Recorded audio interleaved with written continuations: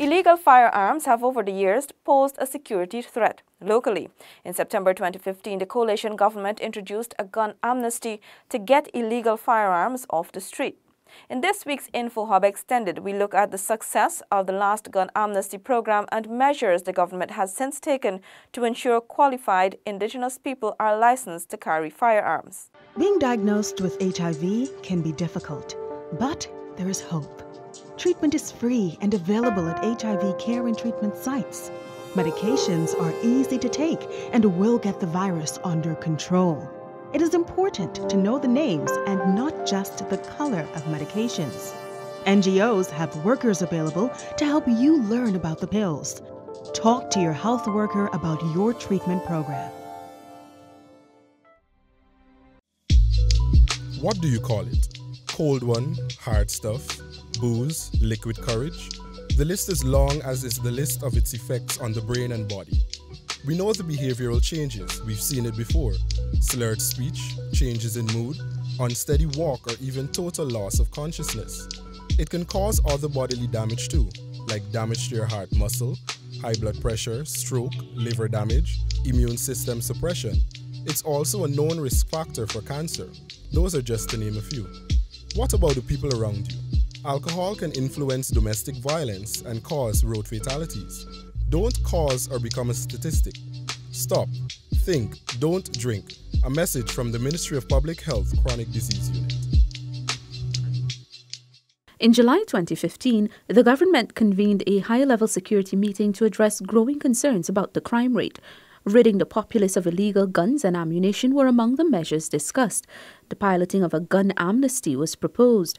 Minister of Public Security Kemraj Ramjatan explained the amnesty was a means of regularizing arms and ammunition in the country. Never before we had a regularization of how much arms and ammunition, especially arms, that we have in the interior location. And to regularize it, we needed to what is called bring in, through an amnesty, all firearms that were illegal, that were not properly accounted for, that were not handed in accordance with the regulations under the Firearms Licensing Act. And so I had to do it. During the amnesty, persons who turned in their weapons were not prosecuted once their arms were not used in the commission of a crime.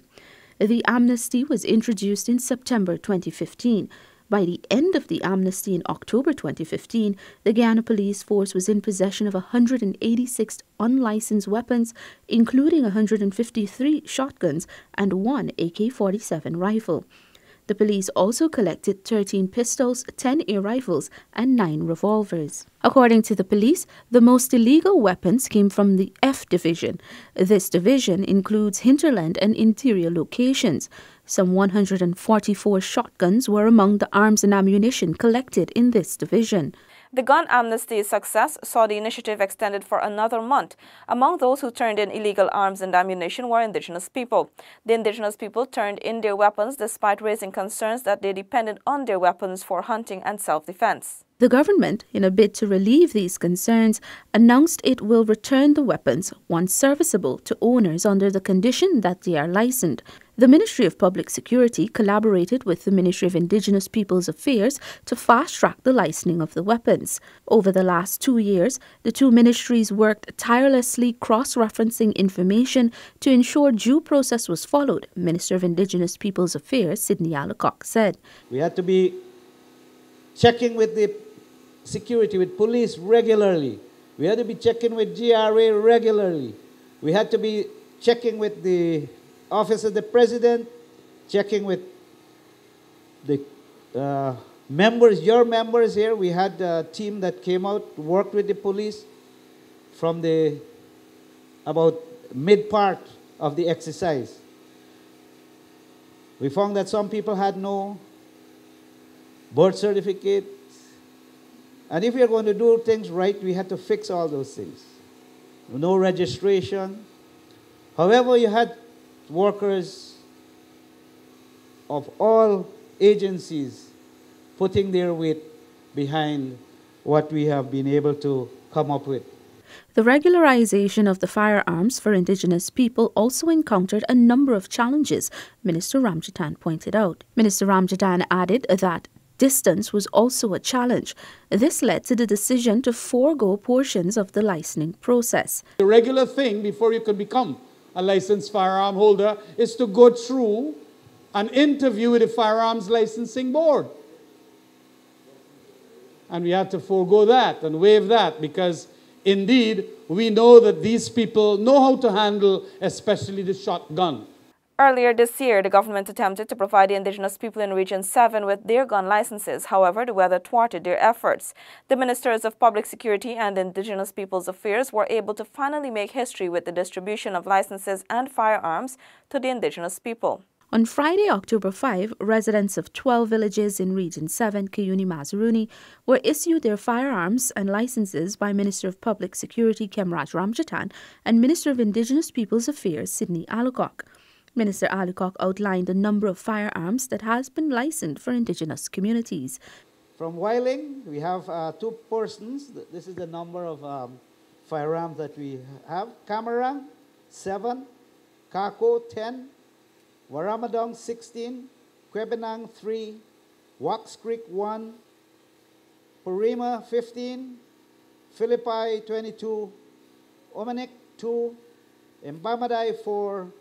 Chinawing, 28, Jawala, 20, and we have in total 130 firearms.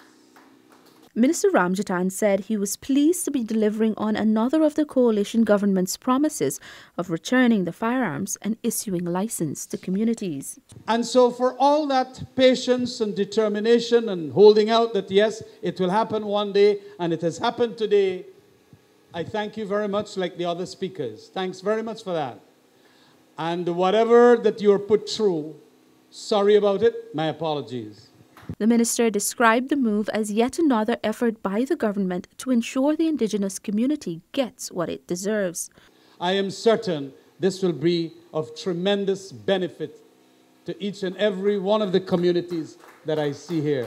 In addition to the 130 weapons that were distributed, 9 from the gun amnesty were returned to their owners. Minister Ramjatan said the government was able to negotiate with the Guyana Revenue Authority to have the 130 guns exempted from duty. Residents of the communities who received guns and licenses say they are relieved and grateful to have their weapons. Leland Thomas is among the residents that are breathing a sigh of relief with the return of his firearm. I will use to protect my farms and my family also. Philippi resident Ancilla James was pleased to receive her firearm. I'm very happy to get my firearm to protect my families and my communities and my village. Minister of Public Affairs Don Hastings Williams was also present for the distribution of the licenses and weapons. The minister, on behalf of President David Granger, charged recipients to be responsible firearm holders. He says to wish you well and to use your arms for your livelihood, not for anything else. Minister Hastings Williams also noted that history was created with the distribution of the weapons. Where have you seen 130 firearm license and guns being distributed to you, our Indigenous brothers and sisters? I think we need to give this government a long round of applause. Tell. Disclosure is important. Encouraging a partner to test can be life-saving. Disclosing or encouraging a partner to test does not have to be your sole responsibility. Professionals can help. So, you can call and tell them for me? Yes. Thank you.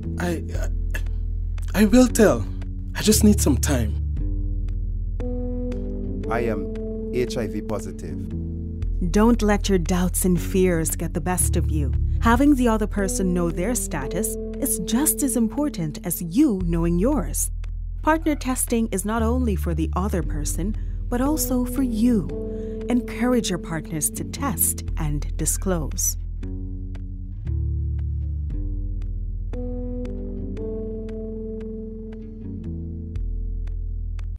Exercise gives you more than just a great body. Some benefits you can't see, but you can feel. Cardio increases your heart rate and improves circulation. 60 minutes is good for heart health and 30 minutes for overall health. It helps boost your immune system, eases your mind, and rejuvenates your body. Now let's talk muscle. The more muscle mass you have, the more fat your body burns while resting. A pound of muscle burns 3 times more calories than a pound of fat. So having more muscle means you can consume more calories. Exercise can improve the look of your skin, boosts your self-confidence, and helps you sleep better so you can wake up and do it all over again. 30 consecutive minutes per day, 5 days a week. Start now. Eat well, keep moving. A message from the Chronic Disease Unit of the Ministry of Public Health.